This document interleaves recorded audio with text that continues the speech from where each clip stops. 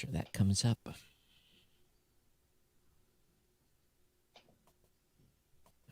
All right.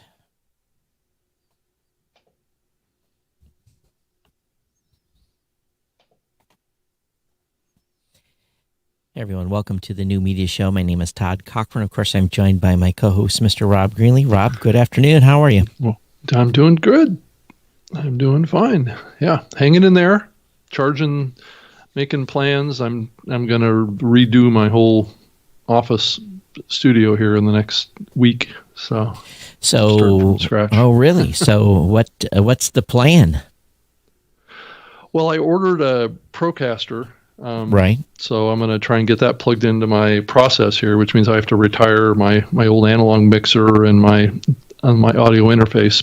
Plus, I'm getting another monitor. Plus, trying to get poles that'll mount to my desk that I can actually mount on swing arms. So I can get more things off of my desk.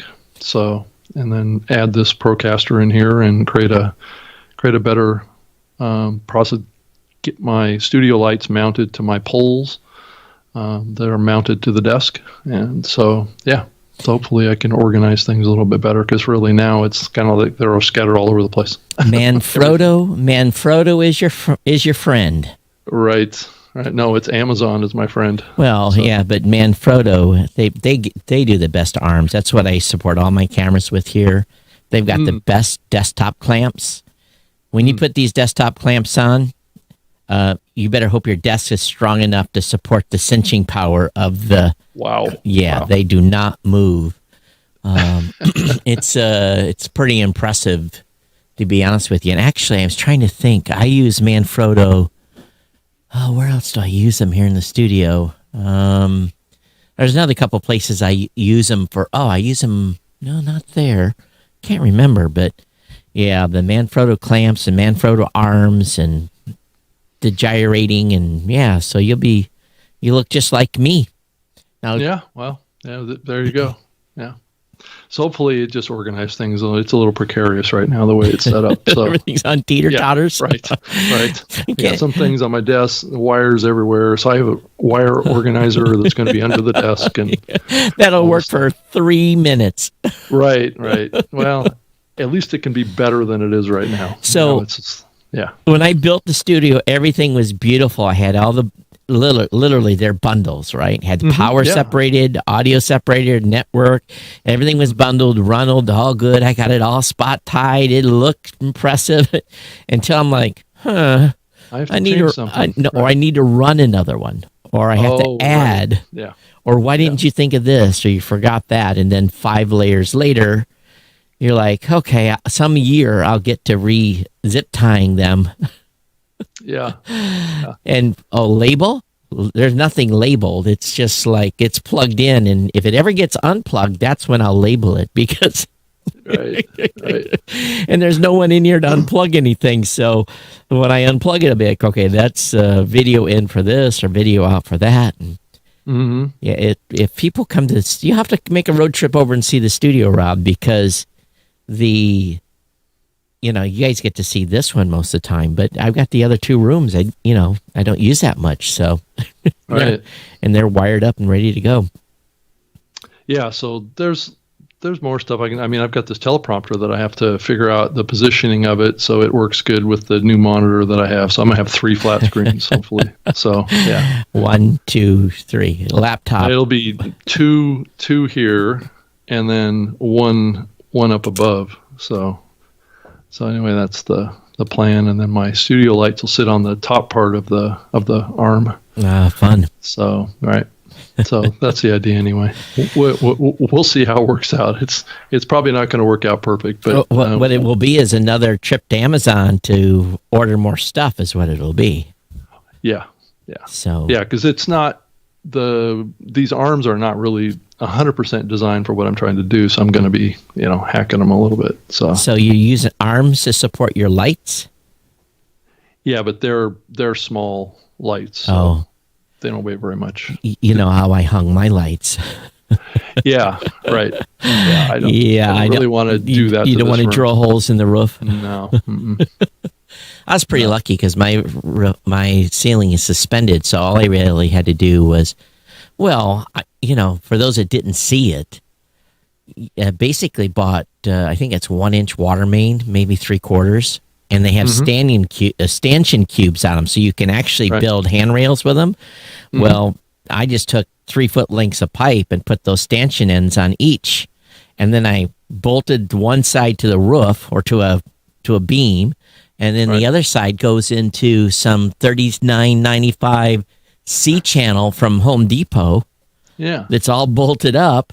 I saved myself $5,000, about $300 and stuff. So Well, you've got a lot. You've got 3 studios there, Right, so you've right, got right. some stuff that you're yeah, trying to and get lit. there's right? only 4 9 14 LED lights too. So, and then 2 on the side here that sit on little stanchions. But Yeah. if I was to do it right, I'd have 2 more here to get this piece. But it is what Right. it is. Coming up from And below. for those Yeah. of you listening, it's the shadows. It is. Well, some people like the shadows. If you watch some of the online videos, they'll have like a big diffuser light on one side, Right. and it creates like a depth shadow effect, and Mm-hmm. then they'll have like colored lights on the wall behind them. I've been playing around with that kind of stuff too, but Rob, this is a podcast. Most of the people are listening, so most of them don't care I know about that's the true. video piece. But Well, and what really dominated this, and I'm not really investing that much in the video side of it. It's mainly the TriCaster, and what really prompted it was this Charge the Hill that's going on right now with people doing live podcasts over on places like Clubhouse. okay. Yeah, it seems like that's really ramping up right now. There's just a lot more sessions that I see in there that are saying that they're going to be recording, or they're going to be live, or they're going to be streaming on other platforms, which is it's like it's a little bit like a rush to do this right now. I'm seeing many new sessions in Clubhouse that are saying that they're going to record, or they're going to live stream and record, or whatever that combination is. I think Dave Jackson was pretty early to it, but that's what I'm going to try and do with this show, probably in a week. Well, So- don't worry. It's Clubhouse has got competition coming, Oh yeah, I don't doubt that at all. because you saw that announcement with Mark Cuban, Right. and actually, it's kind of ironic they called that platform Fireside. So I'm sure that a certain Benjamin wasn't Dan too happy Benjamin's about probably that. not real happy about that. Yeah. But good way to get publicity. Yeah. Oh, yeah. So it's interesting, though, that they've been working on this for a while, and they said it to be similar to the Clubhouse, but has the ability to record conversations. So, okay, there's lots. Editors are going to make a lot of money because of what's going on in Clubhouse and some of these other platforms, Right. because the amount of caca you're going to have to edit out to of a fix. show. Right. Or fix the audio in or whatever. Well, not even fix the audio, just, I guess you can have comedy moments. Oh, you're talking about actually cutting stuff out. Yes, yes. Right. But you're not supposed to moderate this stuff, Todd. It's just supposed to flow. Mhm. People can say whatever they want to say. Yep. And that's cool for live. It doesn't make for a good podcast. Yeah, that's true. That's true. Lots of little change issues happening, and this move towards these social audio platforms. I don't even know if that's an official reference to these things yet. I get a sense that one's even controversial, what to even call what's happening with Clubhouse. But is it drop-in audio? But that's more Clubhouse. But is it social audio? I don't know. Podcasting has a lot of social elements in it too. Here's what it is. It's I'm going to make some people mad. This is the poor man's way of getting. I shouldn't even say that. There's no cost to entry to having an audience now. They just go on Clubhouse and Just a $1,000 iPhone. That's all, Todd. well, and so what are once again podcasters doing? They're alienating, leaving out all the Android users. So they're stuck and can't be part of the conversation. That is a big concern to me, and that's why if we do anything on Clubhouse, it's going to be here live, and it's going to be just like we do normally. Was what the plan was, because we're not going to exclude. Right, and then it's been announced too that the Android app for Clubhouse is definitely coming. It's in the works, so I don't know how soon. I haven't heard any kind of a date for that, but it's coming. So people are anticipating that this platform is going to ramp pretty fast. Well, and it's basically a race. You are really. So have you put your application in over at Clubhouse, Rob? For what, a club?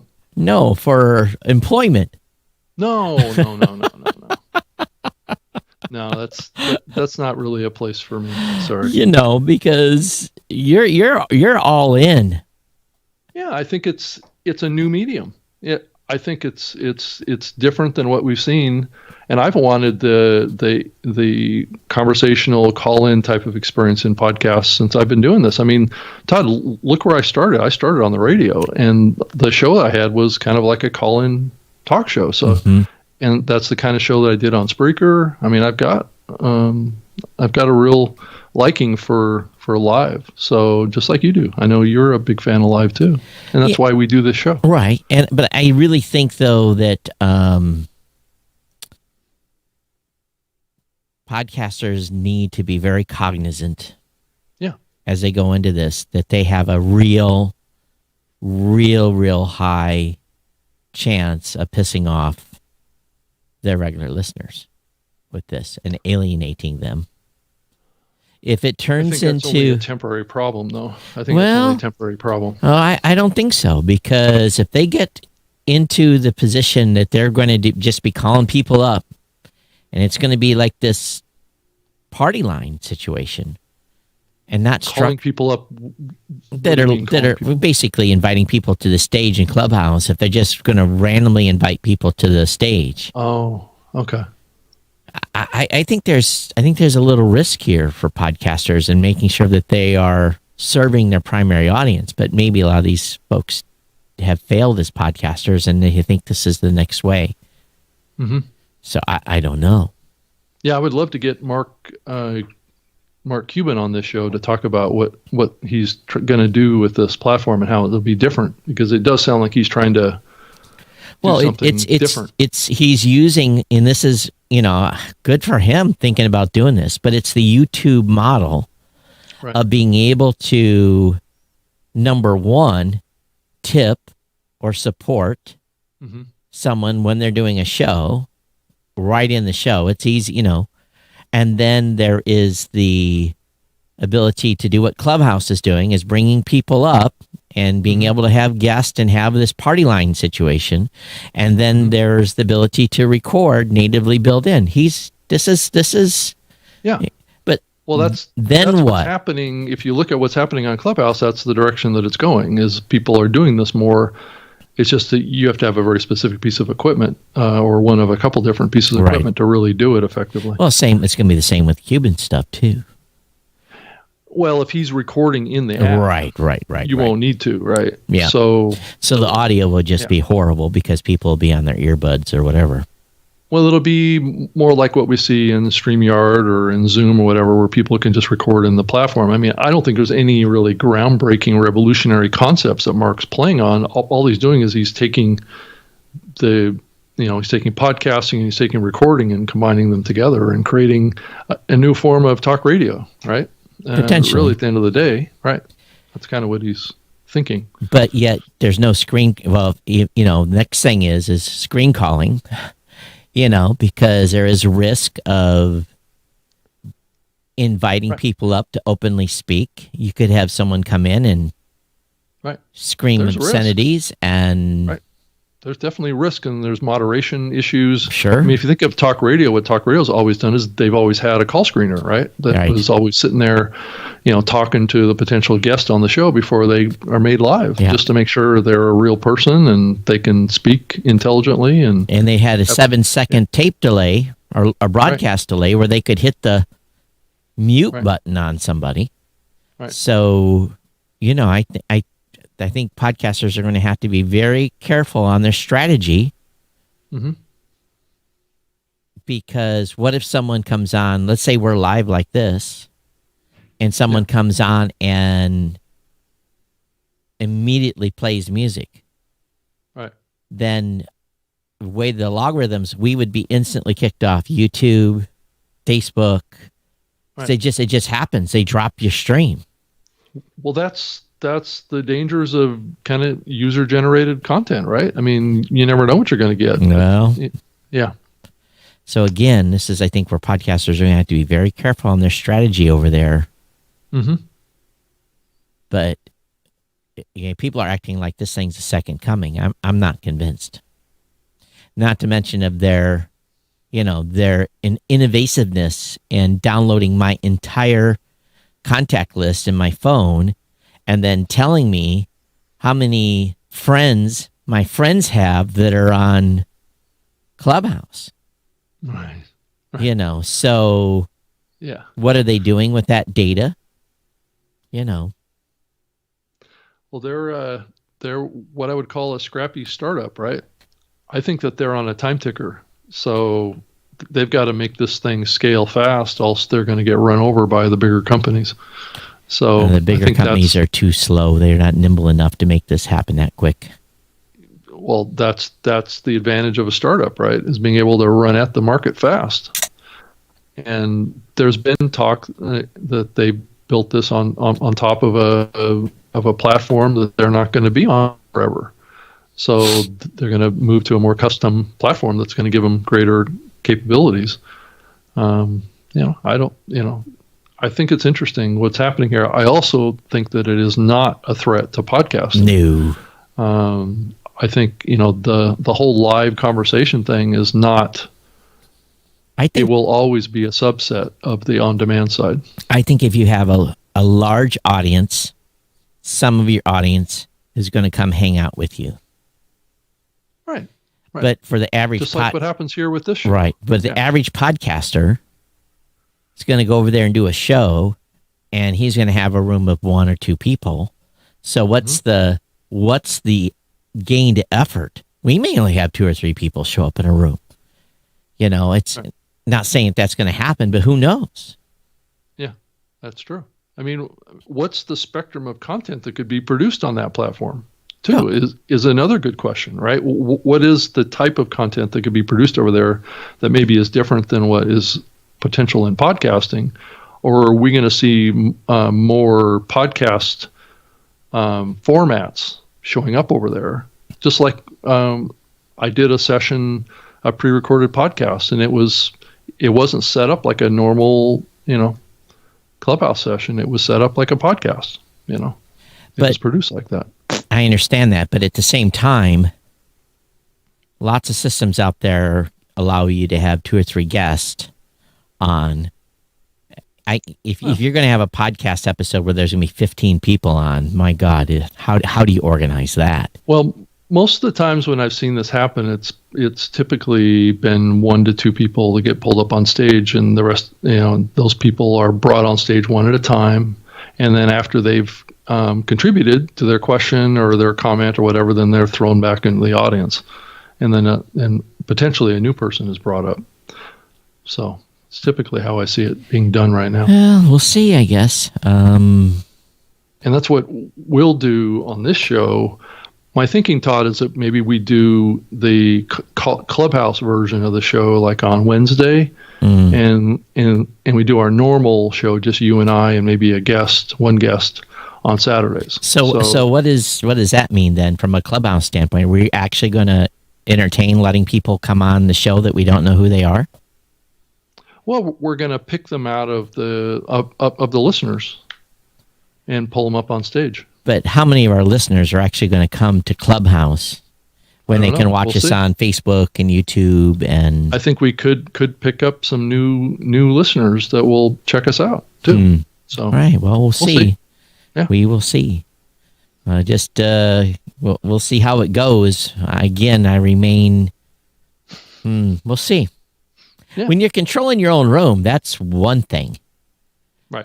Because that's and you're controlling your guests, that's one thing. But I've seen a lot of stuff go sideways in there when someone comes up and you have no idea who they are, and you invite them up the stage and they say something, and you're like, whoa.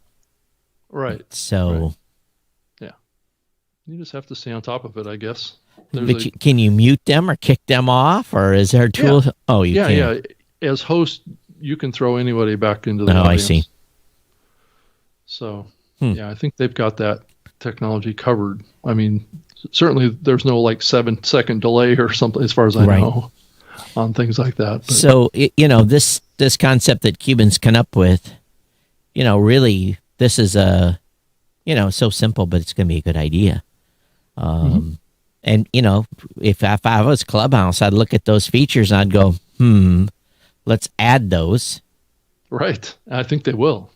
Let's add the ability for people to contribute from the audience, and let's give them the ability to record. And, Cuban second to market needs to be behind.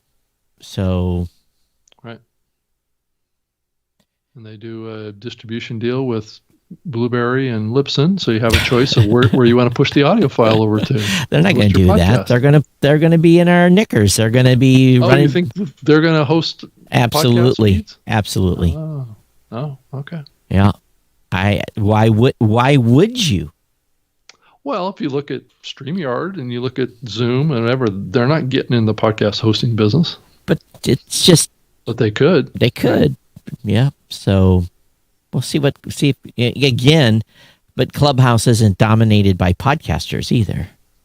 It's currently dominated by shysters who are trying to sell you stuff and so-called entrepreneurs. Well, Todd, let's be fair. The somewhat the early days, well, probably the mid-tier days of podcasting was. But I'm not talking about podcasters. I'm talking about other groups in Clubhouse.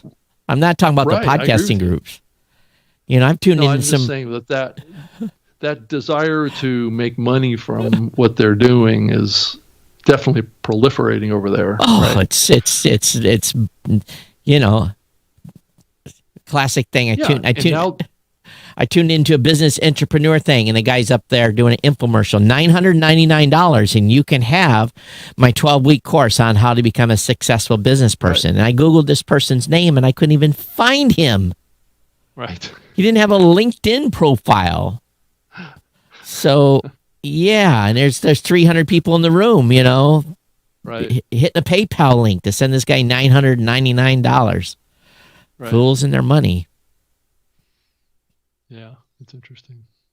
So, time will tell how this thing all shakes out.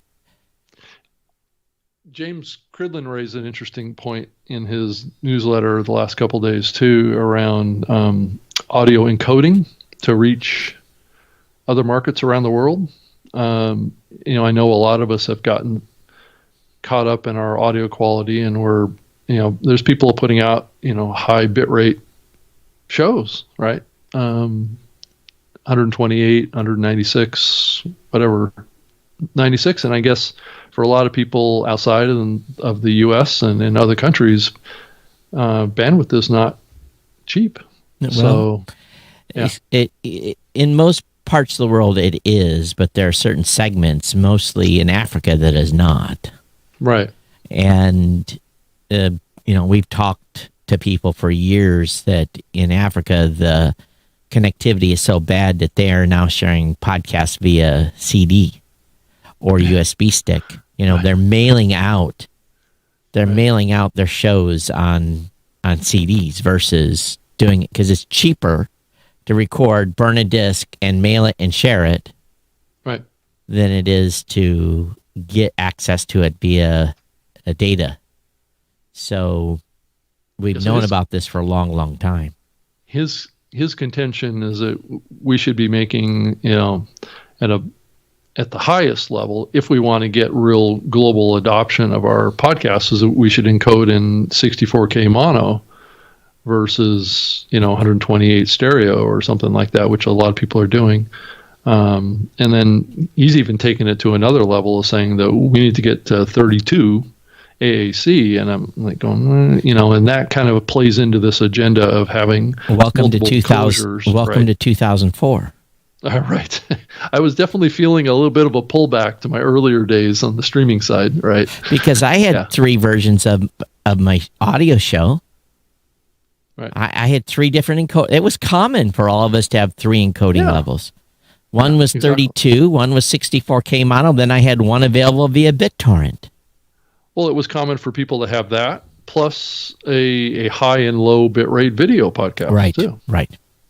So I know Leo Laporte with Twit did that for many years, where Yeah. he had an HD version and he had like a 640 by 480 version. Yeah, I had 5 feeds Right. for Right. one episodes. So, you Right. could, and it was actually, I think, labeled like low, medium, and high quality. Right. We did that in the early days because bandwidth was an issue, but this alternate tag that they're proposing, Mhm. again, it's great in concept. Who's going to adopt it? Yeah, Right. because then the app people are going, I don't want to adopt that because I don't want to have people have a bad listening experience by mistake. Right. So who's going to adopt this lower quality? It's much here. Okay. All right. Well, you're expecting a certain amount of knowledge on the part of the user. Little education. Right. If you want to put out a different quality level of show today, you can do that and make it easy for people to consume that content by having a secondary feed. Right. Like I said, Yeah. I ran, which is what we're doing with this show. I ran 5 feeds for a while. This show we run 2. Right.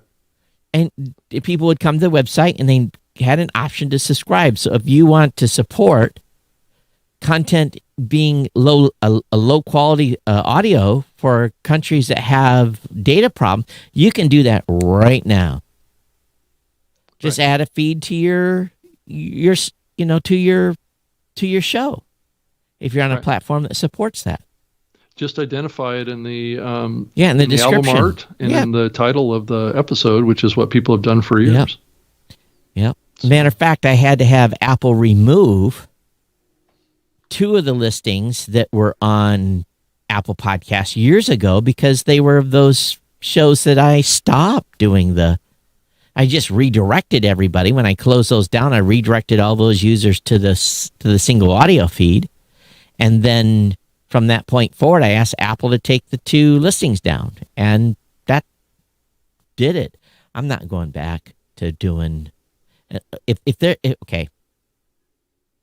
you listen to the show and you have your bandwidth challenged, let us know. Let us know if you can email Todd or Rob, Todd at blueberry.com, RobG at libsyn.com. You can email either one of us and say, I'm bandwidth challenged. Please create a lower quality audio version of this show. And if we get a few, I have no problem. It's simple for me to add a feed for this show. It's like 5 minutes of technical work. Right.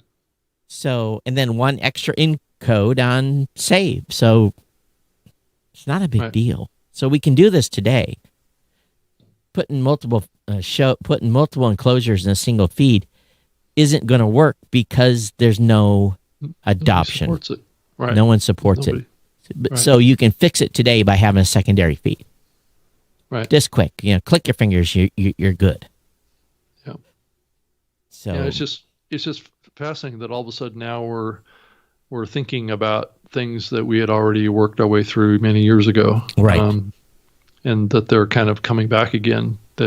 Because we faced a limited bandwidth scenario when this medium started, and that's why we did a lot of these things. And for most parts of the world, like Todd, you just said, there isn't bandwidth constraints.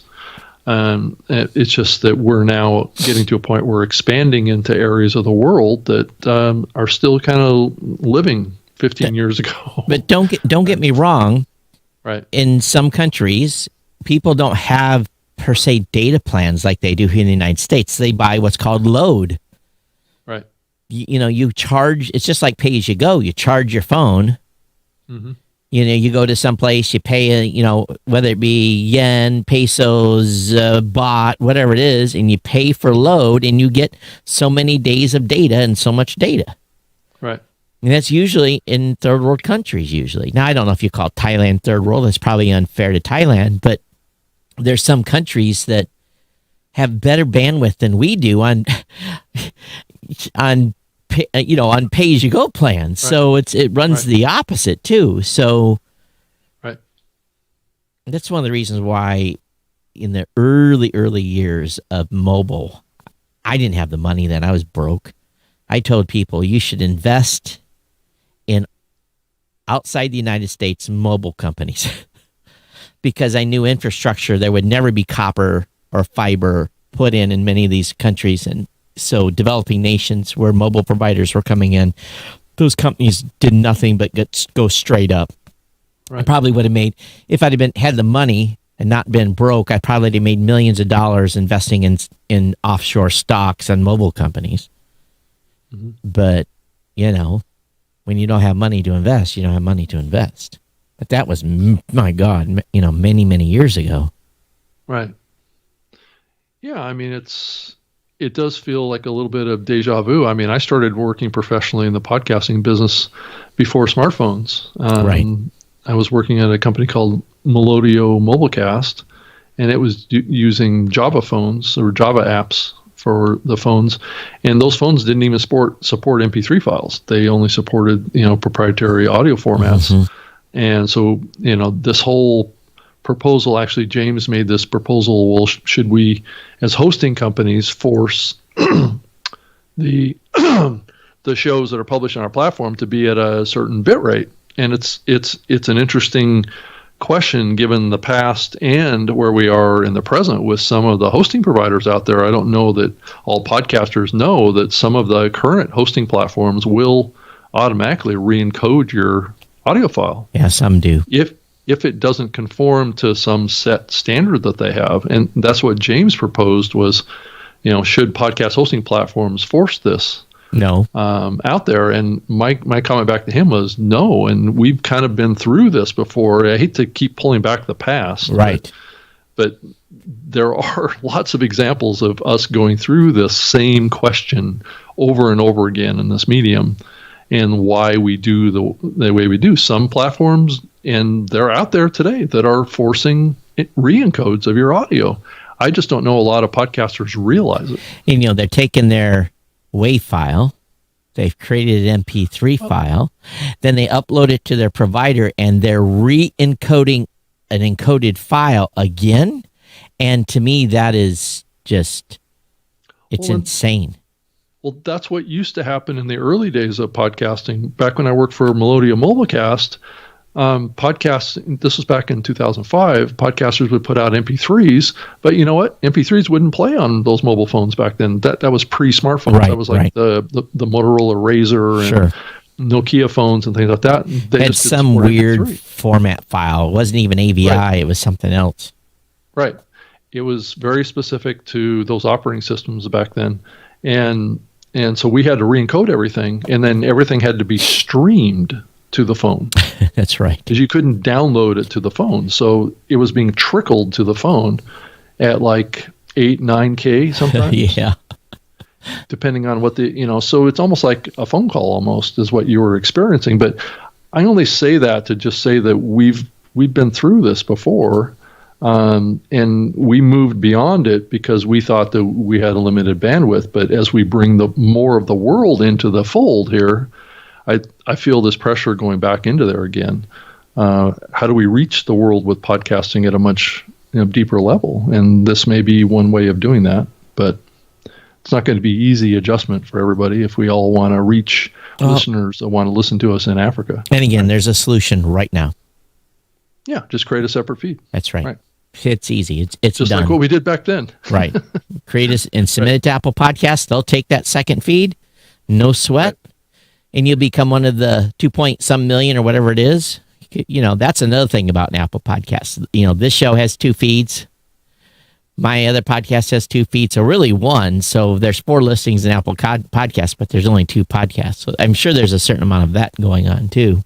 Well, and if your goal is to make money because you're a podcast that's selling advertising or whatever, and you think that if you create a version of your show that's going to reach more listeners because you're available in all these other countries, the problem is a lot of advertisers aren't looking to advertise in those countries. Or actually won't pay you for those. Right, exactly. So, it may not financially benefit you to try and target those countries yet. Who knows? In the future, it may be, but currently it's not. Yeah, most advertisers are limited to maybe UK, Canada, and the United States, and more than often it's at least for U.S. advertisers, it's U.S. and Canada. Right. It's not included UK because maybe they got their own division and different sales metrics. So, yeah, so just be careful why you're doing it. If you're trying to reach more listeners, you don't really care about monetization. That's I would just, like you said, Todd, I would just create a separate feed. And it's just, don't need to reinvent the wheel. This is something we've already done and can do. Yep.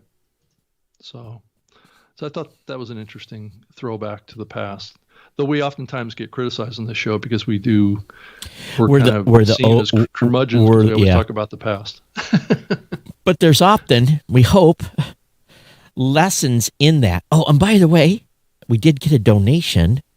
What? Yes, we did. A $15 donation came into the show, so we do appreciate that. See if I can find it here.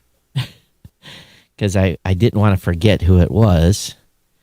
But this donation comes in on the same PayPal account that the Podcast Awards registration is. I can find it here. Who was it? It'll say somewhere in the stack. I'll look for it. It's $15. So anyway, we thank you for your contribution. Matter of fact, I think it was the same person that emailed us, maybe. Let's see here. Who was it? I'll get it here in a second. But if you want to move on, Rob, I'll dig this out. Yeah, I saw a chart in Media Radar on their Media Radar blog talking about will podcast advertising keep surging in 2021. That's assuming will podcast advertising keep growing as fast in 2021. And what they're showing here is moderate growth. So it looks like that in the last couple of months it's kind of plateaued. Well, I think part of it is that we've had a situation where most of the big shows have probably sold out, or have they're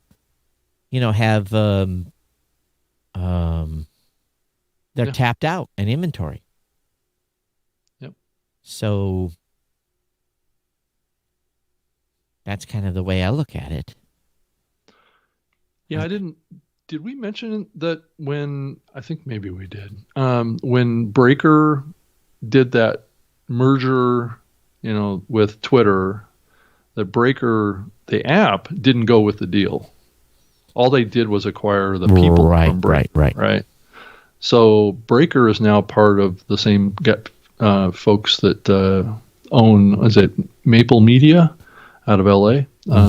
Now own Breaker and Player FM.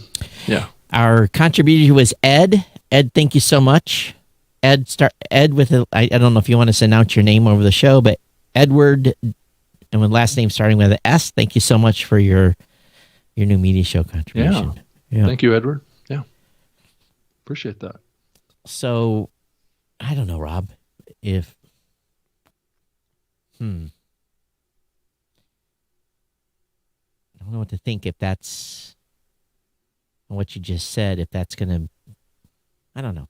What's your thoughts? I don't know. I mean, I know that there continues to be talk about programmatic advertising in the podcasting space, and I think we've talked about in the past how there's some concern coming out of the research that there's some of the advertising listeners are detecting there's too much. And I don't know what that has an impact on the actual buying side, but there's some. I've had probably, it's interesting, I wouldn't call them a media buyer. They're a player in the space. And I did have a conversation with a media buyer as well late last week. Mhm. You know, it's again the unwillingness to monetize shows that are, you know, are what they would term smaller. You know, 5,000 downloads per episode or smaller. You know, and I keep telling these folks that's 95% of the available inventory in the podcasting spaces in those shows. Hundreds between you, us, Podbean, Mhm. Spreaker. Right. There's probably 500,000 shows that are delivering Right. 1 billion downloads. Maybe not 1 billion. Let's say, let me just do some fuzzy math based on just kind of I know or no.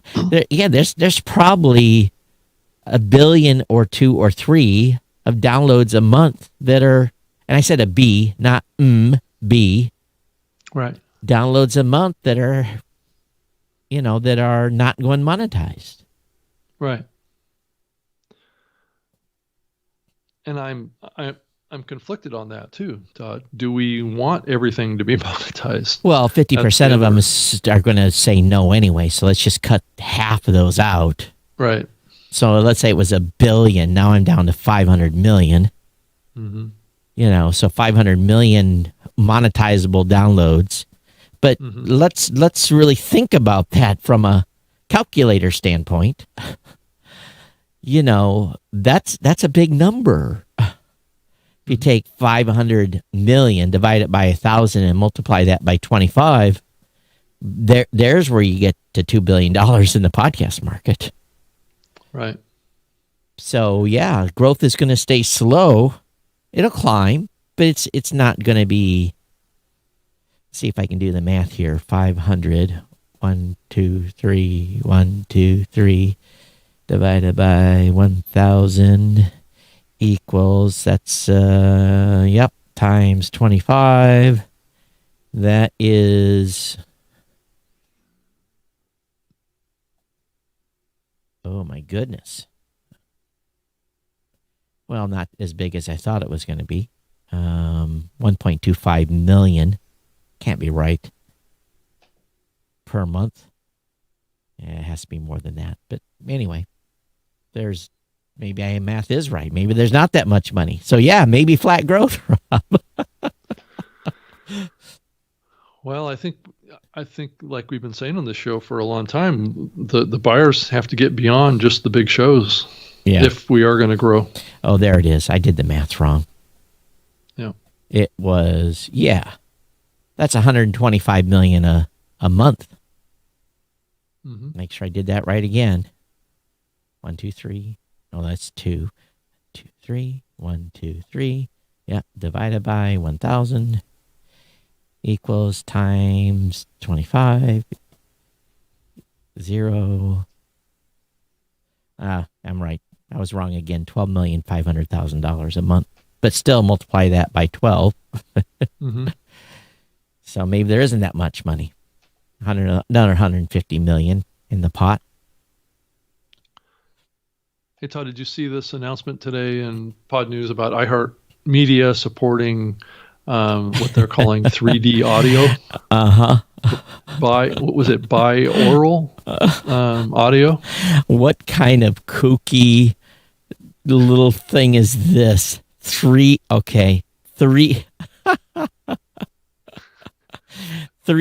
audio. When I was a kid, right, no one had like you had these big. How many had a console when they were growing up? You know, it had a record player, surround sound, the 4-channel, all that stuff. Yeah, it had a record player, maybe an 8-track, AM, FM radios, definitely 8-track, all in a whole. And maybe if you were even, you know, a little bit more advanced, it had a cassette player in it, maybe, and that was cutting edge right there. So the cassette player. I remember there was this door-to-door salesman that brought over this thing that would make stereo. sound in 3D. That was Or, it was no, well, it was 4 channels, what that was. something, little box that you spent a couple $100 for. And then you put all your speaker cables in and run it out, and it was supposed to give you this amazing sound. Surround sound. It was totally bullshit. It was such a scam. This guy probably made millions selling these things all, and it did really nothing for the sound because it was just the same stereo that was intermixed a couple of different ways. Who knows how they completely wired this thing up. I have that somewhere. I have, because my mom and dad, I think, bought one. I have that box someplace in some storage bin somewhere. But it's 3D audio. The virtual reality for the ears. Well, it's all about audio soundscapes, creating depth in the audio, right? I think Dolby is involved in the audio processing on this. And yeah, I've been hearing about 3D audio for many, many years. Q Code is recording in Dolby Atmos. Now, we've all sat in a movie theater and heard that, where they wrap the sound around you. Right. You don't need to be listening to the show. And we turn on this processing, and then I'm whispering in your ear. And I don't need to be whispering in your right ear. Unless you're doing like drama. Yeah, which is what they're doing. Clippity clop, or whatever it may be. Right. I don't need to whisper in your right ear. I mean, that's what the Q Code platform is doing. Steve Wilson from Apple went to work over there, and I think what they're trying to create is these audio depth experiences, right? That sound. He's listening to the show. I said, "I'm not coming on here no more because Todd is talking shit about this." Well, I don't think this is primary to what he's doing, but it seems like it's something that they're trying to give the impression that they're creating premium audio experiences here, Todd. Okay. And I think that's what this is really all about. So it's whatever. I mean, if it sounds great. It effectively places listeners in the room of recording and makes them feel like it's happening around them. I need to hear some of these to figure it out. Like a surround sound experience. I mean, you probably have to be wearing high quality headphones, I would think, to actually take advantage of it. So they're launching an entire slate of shows dedicated to the technique under the name iHeart 3D Audio. Right. So Aaron Mahnke's involved in this, and Aaron's a very creative person. So I would suspect that his stuff is going to sound pretty cool. Right. And they have built 3 studios specifically equipped to handle 3D audio recording. Oh, listen to this. Holy crap. Now, hey, indie podcasters, you're going to cringe. The company Maybe that's what we need to get, Todd, is we need to get microphones all the way around us. Right? The company has built 3 studios specifically equipped to handle 3D audio recording and employs a team of 12 producers who are trained in capturing binaural audio. By the end of 2021, iHeart plans to have 10 to 12 series produced using the technology. 12 producers. 12. It's big time stuff. 12. That stuff I better feel like I'm getting a massage.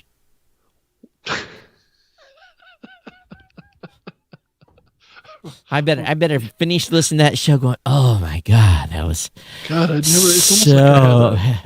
so good. A neck and ear massage. No, I'm just curious what does the recording technique look like for this? I mean, do you have to have microphones positioned around the characters? Sure. I've got to listen. How it is? I've got to listen to one of these. Probably I'm going to listen to it and go, wow, that was cool. Sitting here having fun on it, but who can do that? iHeart can, right? That's why they're broke. That's why they're out of money. Yeah, that's why they owe $1 billion and coming out of bankruptcy. Yeah, it's who does that for a podcast? That's 10 or 12 producers. That's $20,000 an episode.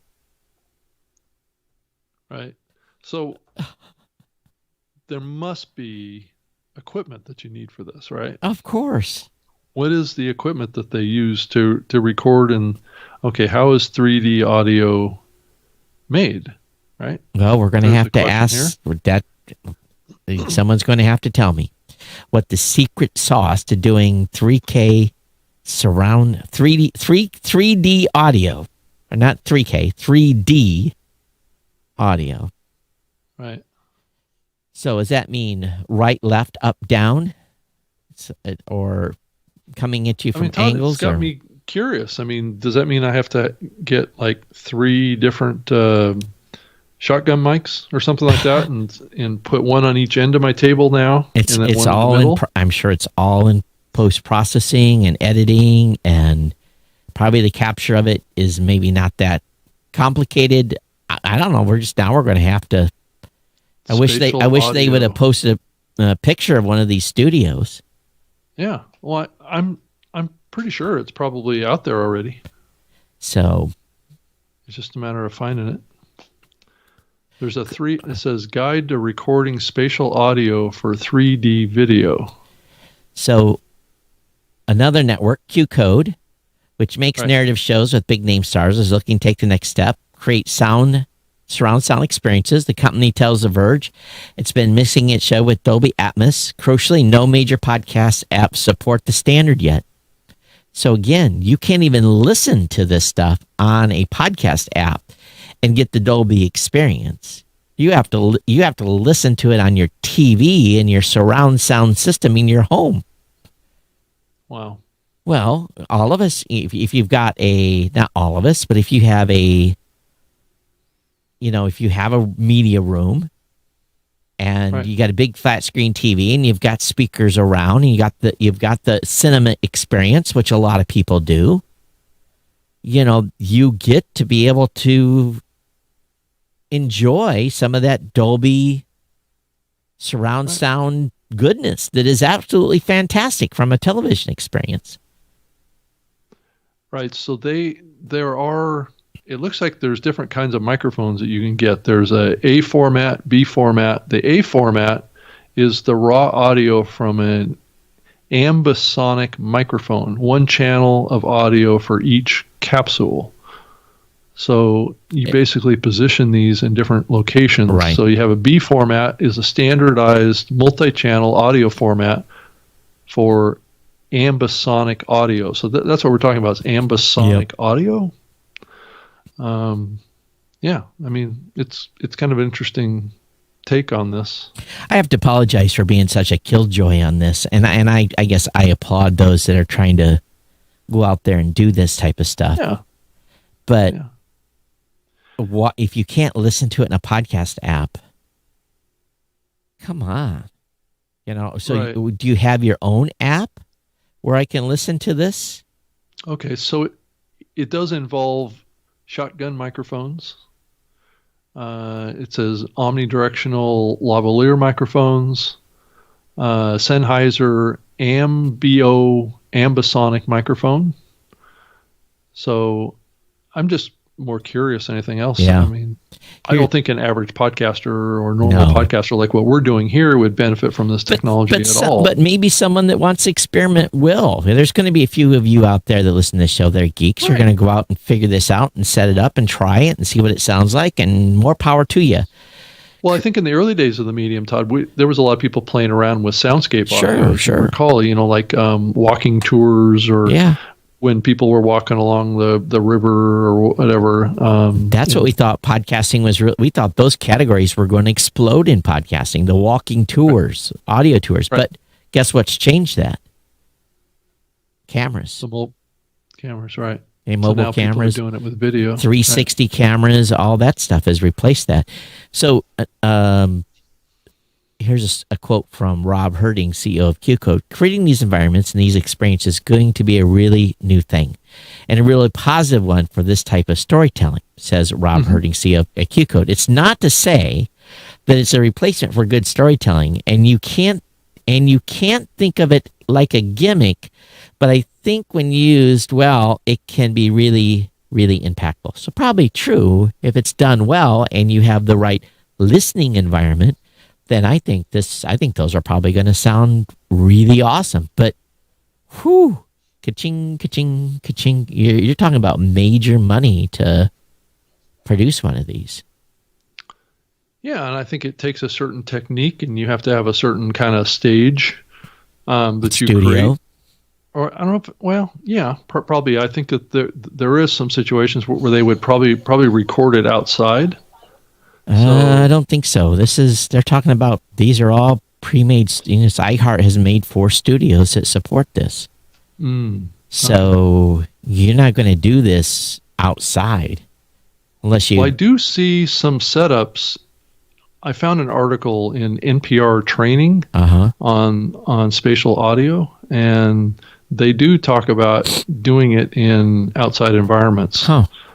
So let's say that you're in a building somewhere, right? Yep. And you're going through a real door, or you are outside, that they can set up these microphones to pick up sound around you as you're doing your character. It's almost like what would happen as an actor would be performing a scene, right? Yep. So you could conceivably do it in a building or on a deck or outside. It depends on what the scene calls for, I would think. So it's an interesting topic. I'm sure we'll be hearing a lot more about it as the platforms actually support the audio, which is an interesting question. So again, I don't want to poo-poo it too bad, but it's not for most podcasters. Yeah. Right. So it is an interesting direction. I mean, what's really cool about what's happening right now, Todd? Everybody's playing around with audio, right? Yeah. People have caught the bug, right? So now we're playing around with, social audio now. Now we're playing around with, 3D audio, and, it's early days for all this stuff. Well, I think over time, there will be, new listening experiences, and that's fine. It's just, as long as they deliver it via an RSS feed, I'm cool. There's room for everybody. Well, I think that's where the vast majority of the audience is going to be accessible, right? We're building out the distribution on this podcasting medium far beyond any of these platforms. So, these companies need to call Marco or one of those popular podcast apps and say, hey, you need to support Dolby, and you need to support, whatever this stuff is.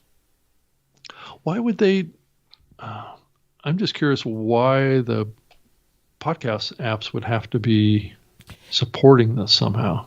It's Dolby. It's Dolby. I think it's how the sound is processed. You have to have decoding. It's a decoding situation. Right? Your earpods don't count. Maybe AirBuds do, or maybe Apple AirBuds do, but you don't see the Dolby symbol on stuff that's usually, I might be wrong. Someone let's Google and see if, let's see here. I'm just curious what a listening app would really have to do to support this kind of stuff. Let me read this. And again, does Apple, I'm Googling here, the Book of Knowledge. I should use Bing it. Does Apple AirPods support Dolby? So let me see here. Well, I know Dolby's pushing hard. So here it is. Apple AirPods Pro now boasts Dolby Atmos surround sound, but only the Apple AirPods Pro. Okay. All right, so I'm sure there's other headphones out there that support Dolby Atmos. Oh, come on. Yes, I'm putting an ad blocker on you because you always pop something up on me. Complaining about the ad blocker. So it says something about Spotify. It says 2017, the world-leading developer of audio DSP technologies today announced a major upgrade to Waves NX mobile app that gives users the ability to experience streaming music and audio content from Spotify in fully immersive 3D audio. That was back in 2017. So I just Googled what headsets support Dolby. and Dolby 5.1. Lots do. Lots of headsets do. I mean, it just, the list is go on and on, but not too many earbuds. Over the ear stuff, huge numbers. So it's more the way you listen, not so much the listening platform itself. Well, I think it has something to do with the processing too. In the players. Yeah. What you're saying. A lot of gaming headsets support Dolby. That makes sense. Yeah, but if you're downloading an encoded episode that's using this technology, I guess the question gets back to, is there certain requirements that the player has, whatever player that you're using? Yeah, absolutely. That's why it's not supported. It's, you just got stereo on most podcast apps. They're not supporting, there's no Dolby sound in podcast apps. That's what I'm saying. People are going to be sitting in their houses around their home theater systems listening to this thing. And here's, Rob, right? You can't see it, but I'm bringing up a page on Best Buy. And as you would imagine, gaming headsets, all supporting Dolby. Well, there's a regular set of ones. More go. Yeah, it's mostly gaming headsets. And why? Because gamers all that audio is in Dolby surround sound. You can hear the monster, walking up behind you in the game and all those things that I don't game, but that's, hear someone off to the right or hear someone off to the left. So, of course, gaming would be the ones to employ Dolby big time. Right. So that's the 3D stereo stuff. Yeah. It doesn't, all the talk about 3D stereo, I don't see a lot of talk about Dolby. I think the Q Code folks are on, because they're doing Dolby, right? I think they're more on track than, of course, who knows, maybe this 3D audio is stuff that can be done in an MP3 stereo. Right. Again, I'm not an audio engineer. Paul, are you listening? Paul Fagiani, please come help us. Yeah. Well, it's okay. Yeah. So I think we've gone down the rabbit hole pretty deep. Oh yeah. Well, someone said in chat, I don't think anyone is going to want to hear me slurping wine in surround sound. That's what Rick said in the chat room. Why not, Rick? Oh, and then I guess it has been announced that Clubhouse is going to be testing tipping. Oh, see, there we go. Subscriptions. There we go. Right. The business model. And soon it'll be $19.95 a month for these features. Right. Tipping, ticketing, and subscription. So think about that in the context of creating a club, right? Yep. And creating events. So creating a club should be real easy now. If they're going to take a cut of revenue, then, And a subscription could be around paid access to a club, right? Yep. And then tipping could be something that you give to a host. Yep. Tip away, moderating ladies. A good session. Tipping away, ladies and gentlemen. Right. Tip, please tip. Yeah. Okay. Interesting. Yes, it is. Yep. Huh. There's always something going on. Yes, there is. Target Spot's going to be doing some geo-blocking. That's something revolutionary. Okay. I don't want to make him feel bad, but I had a long support chain discussion with a podcaster, and he said, does your platform support copyrighted music? And my response to him is, well, that's on you. I said, what will more than likely happen is you will publish something with copyrighted music in it, and a period down the road, we will get a DMCA takedown notice to take your content down, and then potentially you'll receive you'll be served papers and have to go to court and write out a big check. And just that. Yes. And the podcaster replied to me with a whole list of stuff about RIAA and ASCAP, and I'm like, please understand, podcasts are downloaded. They're not streamed. Streaming, there's licensing. For podcasts that are downloaded, there's no licensing. And I linked to a Rain article or something, and so they also at the same time wanted to put this behind a paywall, and I'm thinking, you're going to have copyrighted music behind a paywall. Woo, here we go.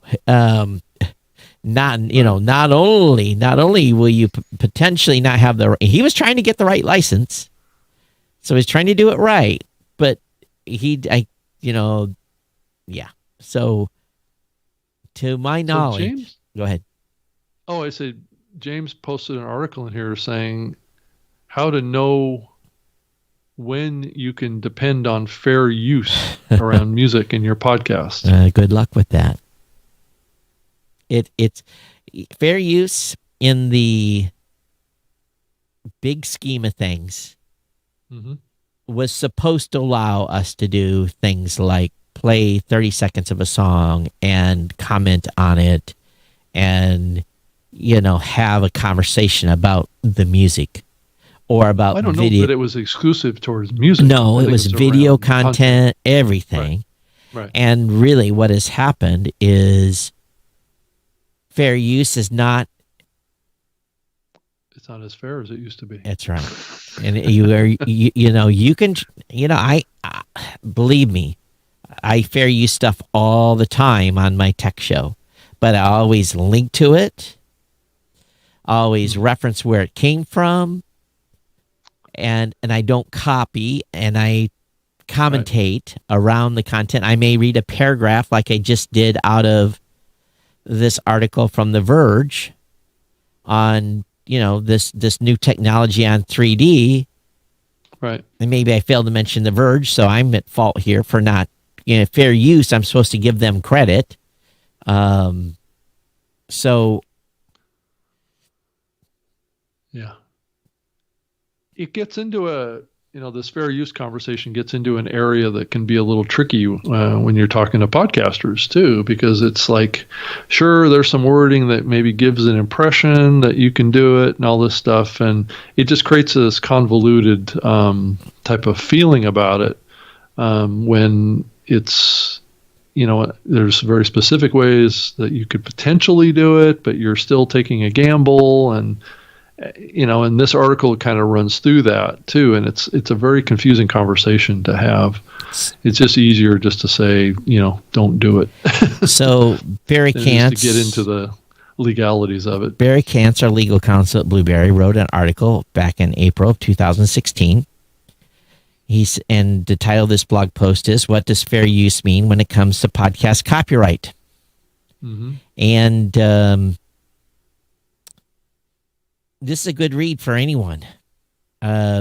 He says fair use is not easily defined because it lives within a enormous gray area between free speech and property rights. It usually takes the final word from a court to tell us what fair use is in specific situations. But then he goes on to say there are 5 general rules we can apply that will give us a reasonable assessment as to whether or not we can use the creative work of another person without getting permission or paying for it in our podcast. He says here are 3 factors that are particularly relevant in the case of, and he had a hypothetical case of John and Anna's podcast. Talks about transformative use, amount, and substantiality, and purpose and character of the work. So it just goes into the definitions of fair use. And he says there's 5, but the 2 remaining factors are not discussed. It's basically doesn't necessarily apply to podcasting. But he's got a good resource here from the University of Minnesota on fair use. He says one more thing: you own the copyright for the podcast you produce. Never treat your ownership rights lightly and give away the rights to your show. It was a common practice in early days of podcasting for podcast service providers to claim ownership to your show rights when you signed up for their service. This practice is no longer prevalent, but seems to crop up occasionally. And it has here of recent years. Always read the use agreements, blah, blah, blah, blah. So we've got a good article, and I don't claim to be a lawyer, but he is, and he lays it out. Right. Good luck. Yeah. That's always a good kind of final word on this topic. No, it's true. Good luck. Good luck. Right. Not me, alligator. Wish you the best luck. That's right. And put $100,000 in escrow, and that might get you the lawyer fees paid. And there's no guarantee that'll cover it either. Yeah, so, a good experiment would be to take Taylor Swift, take one of her songs, and do a 30-minute breakdown of one of her tracks. Just, go ahead and play 10, 15 seconds of her song and then talk about it, and then play another 10 or watch what happens. Right. And the reason I say Taylor Swift is she's been very aggressive in going after anyone that makes derivatives, or she very, she protects her music. Let's put it that way, as she should. Yep. And again, any advice Rob and I have given you, we're full disclaimer here, we are not lawyers, nor do we claim to be. Right. You may or may not get sued. Yeah. Especially when it comes to music in your podcast, right? But I've had stuff taken down off. Okay, so when I stream, this is what caught me, what I got in trouble for a copyright violation with YouTube, is I'm doing a live like this. Mm-hmm. I bring up a screen like this on YouTube. Right. And then I play 20 seconds of the video that's on YouTube live. It's not, I'm playing the act, and I talk about it while it's playing, not even use the audio. Bam, copyright hit. Right. Just for playing and talking about it. And I considered what I was doing fair use. But YouTube said, no, that's copyright violation. You can't repurpose the content. You can't play it from our website. If I'd have cut the clip out and not showed it on YouTube, I'd probably been okay.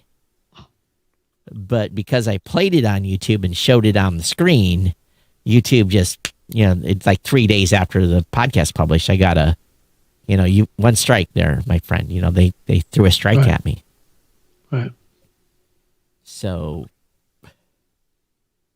Yeah, did you see the ranking chart that that the Edison research folks put out of the top 50 podcasts in 2020? No, I did not. Let me guess. This American Life, Joe Rogan, all the same. Joe Rogan was number 1. The Daily is number 2. Crime Junkie was number 3. This American Life number 4. Sure. My Favorite Murder number 5. Stuff You Should Know number 6. Office Ladies number 7. Pod Save America number 8. Planet Money number 9. And Wait, Don't Tell Me number 10. Just throw all those names in a hat, pull Joe Rogan out first, and then just sprinkle the list, and you're good every year. Yeah. Yeah. And it'll be interesting to see if Joe Rogan shows up on that list for 2021. Oh, that's true. That's true. The non-podcast. Right. The non-podcast podcast? Yep. Yeah. I know.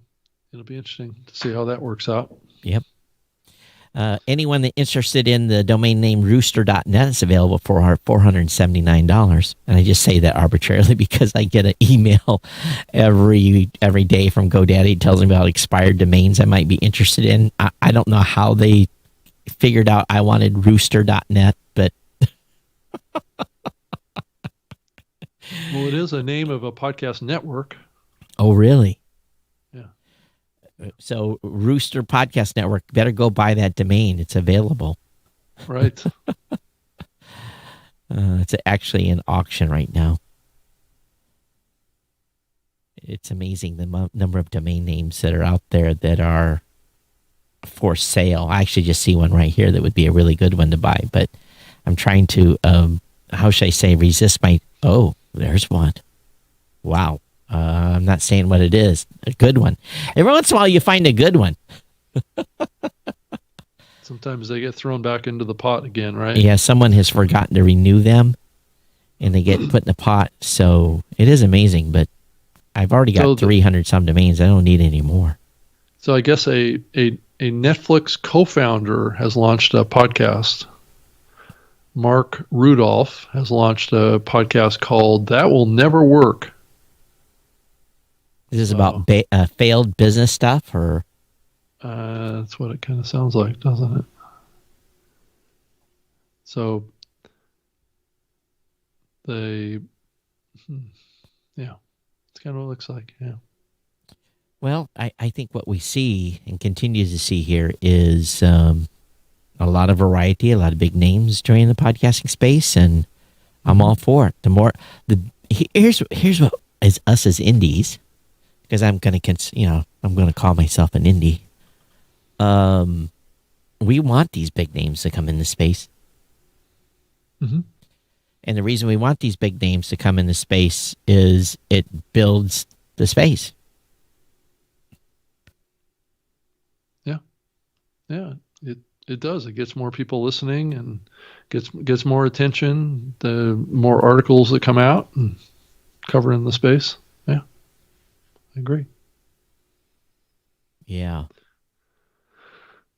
So anything else that you're seeing out there happen? Trying to think here. Well, I'm not going to go into, but a lot of customer calls and, the kind of the same theme, and, trying to grow their show and get it bigger. Mm-hmm.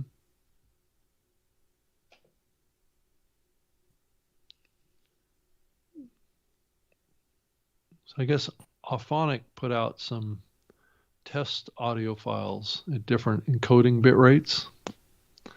So you can go to an article on Auphonic's website that kind of talks about different encoding bit rates. This show was post-processed with Auphonic. Oh, it was? This show? This show always is, yeah. The audio that goes into the video and in the audio version of the show has all been processed by Auphonic in the last step. So what do you guys think about this show's audio? And then on this article, they break down the different bit rates of audio. They go from a high of 64K, and they go 48, 32, 24, Whoa. 16, 12, and 6. So you can go listen to an MP3 audio file. Mono or stereo? 6 kilobits. So if I were to, I could probably play it here. Let's see if I can play it here. Oh, shoot, it's not patched in. Yeah, you're right. It's not. Let me see. I just have to change the input. Hang on here. Let's see, headphones. Okay, there we go.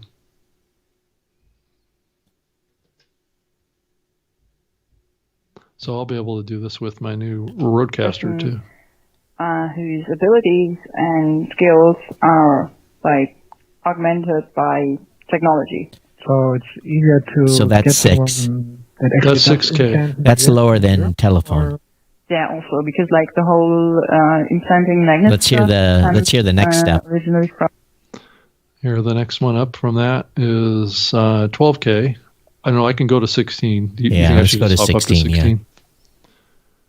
Of course, there's lots of definitions, but one definition is that a cyborg is a person whose abilities and skills are Okay. So that's going to be interesting because we'll see how we're hearing it natural here. We'll wonder how it sounds after I post-process the file in Auphonic.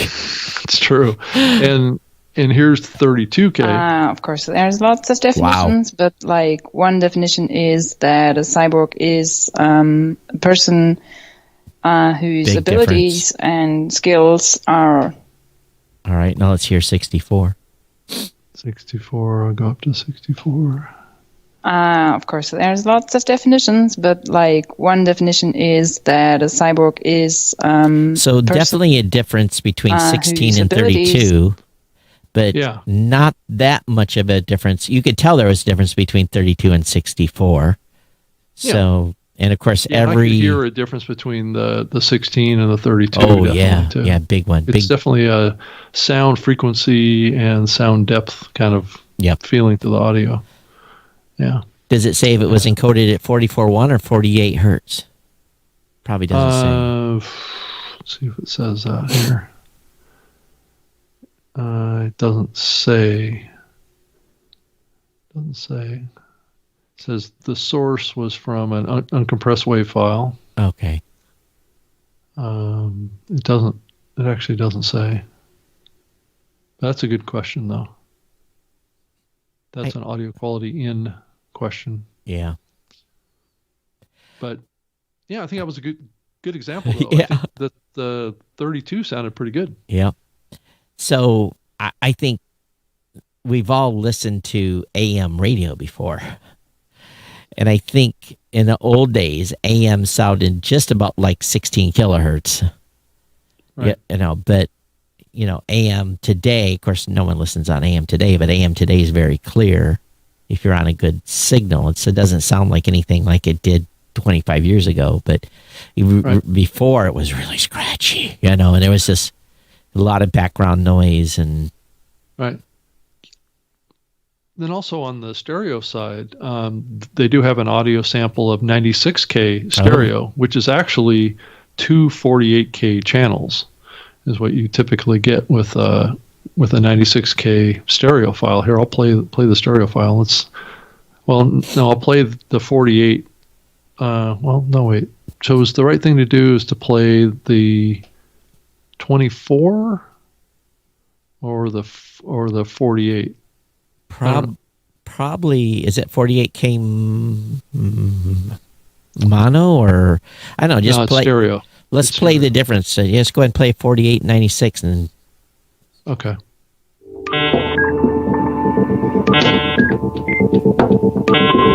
So that's 48. That's the 48K. Hi, you're listening to Bits of Berlin. I'm Tam. Okay, let's go listen to 96 and we're here then. Today with. That's the 48K stereo. So that would be 24 on each channel, right? So let's listen to the 96K.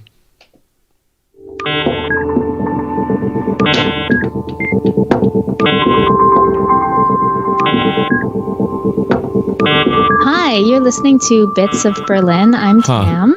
I'm Bodo. And we're here today with Rin. That's interesting. I didn't really hear much of a difference. No.